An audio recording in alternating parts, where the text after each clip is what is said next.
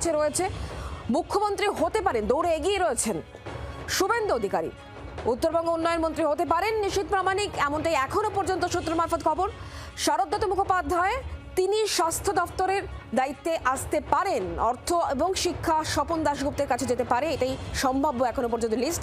নারী এবং শিশু কল্যাণ অগ্নিমিত্রা পাল, এমনটাই জানা যাচ্ছে। রুদ্রনীল ঘোষ তিনিও মন্ত্রিসভায় থাকবেন। তথ্য সংস্কৃতি দপ্তর তিনি পেতে পারেন। পঞ্চায়েত এবং গ্রামোন্নয়ন দিলীপ ঘোষ পেতে পারেন, সম্ভাব্য এমনটাই। আর স্পিকার তাপস রায় হতে পারেন, এখনো পর্যন্ত এরকমই জানতে পারছি। আরও নাম আপনারা দেখতে পাচ্ছেন এই মুহূর্তে স্ক্রিনে। আমরা পুরো বিষয় নিয়ে আরও আপডেট নিয়ে কথা বলি। আমাদের সঙ্গে কমলাক্ষ রয়েছেন, আমাদের প্রতিনিধি।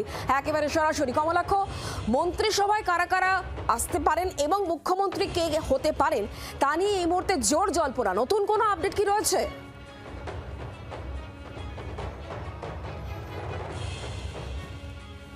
দেখো, তোমাকে জানিয়ে রাখি যে প্রাথমিক তালিকা বঙ্গ বিজেপির হাতে রেডি রয়েছে, কিন্তু এই তালিকায় সিলমোহর দেবেন অমিত শাহ। তার কারণ পরিষদীয় যে বৈঠক আগামীকাল বা পরশুদিন যে বৈঠক করতে আসছেন অমিত শাহ, সেখানে তিনি কিন্তু এই মন্ত্রিসভা তৈরি এবং তার পাশাপাশি মুখ্যমন্ত্রীর বিষয়ে বা পরিষদীয় নেতা কে হবেন সেই বিষয়ে কিন্তু সিলমোহর তিনি দেবেন, এবং সেটি বৈঠকের পরে বিজেপির গঠনতন্ত্র অনুযায়ী সেই বৈঠক ছাড়া, সেই বৈঠকের ফাইনাল লিস্ট ছাড়া কিন্তু কোনো কিছুই, সমস্ত কিছুই সম্ভাব্য, এ কথা অবশ্যই বলতে হবে। তবে প্রাথমিক তালিকায় এখনও পর্যন্ত কারা কারা দৌড়ে এগিয়ে আছেন, অবশ্যই মুখ্যমন্ত্রী হিসেবে শুভেন্দু অধিকারীর নাম যে জলজল করছে এই বিশাল ম্যান্ডেটের পর, সেটার বলার অপেক্ষা রাখে না। বাংলার মানুষ বা যারা এই বিশাল সংখ্যক মানুষ যারা 207টি আসনে বিজেপিকে জয়লাভ করিয়েছেন, সেই মানুষের একটি চাপ আছে, এবং তার পাশাপাশি বিজেপির নেতৃত্ব, বিজেপির কর্মীরা তারা চাইছেন শুভেন্দু অধিকারীকে মুখ্যমন্ত্রী হিসেবে দেখতে।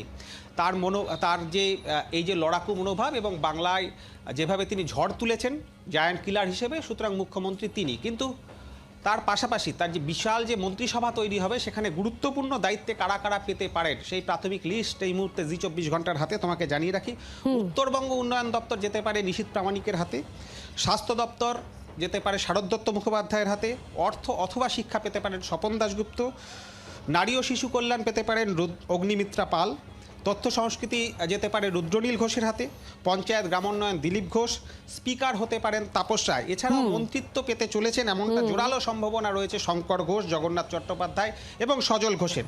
অবশ্যই এই মন্ত্রিসভা কিসের বেসিসে তৈরি হবে, সিনিয়ররা গুরুত্ব পাবেন, অর্থাৎ দলে যারা দীর্ঘদিন ধরে গুরুত্বপূর্ণ কাজ সামলেছেন, দায়িত্ব সামলেছেন, দলকে আগলেছেন, সেই সিনিয়ররা গুরুত্ব পাবেন। উত্তরবঙ্গ থেকে একটা বড় মানে একাধিক মানদণ্ড রয়েছে, মাপকাঠি রয়েছে, সেগুলো অনুযায়ী কিন্তু হতে চলেছে এই মন্ত্রিসভা গঠন। হ্যাঁ বলো কমলাক্ষ। একেবারেই।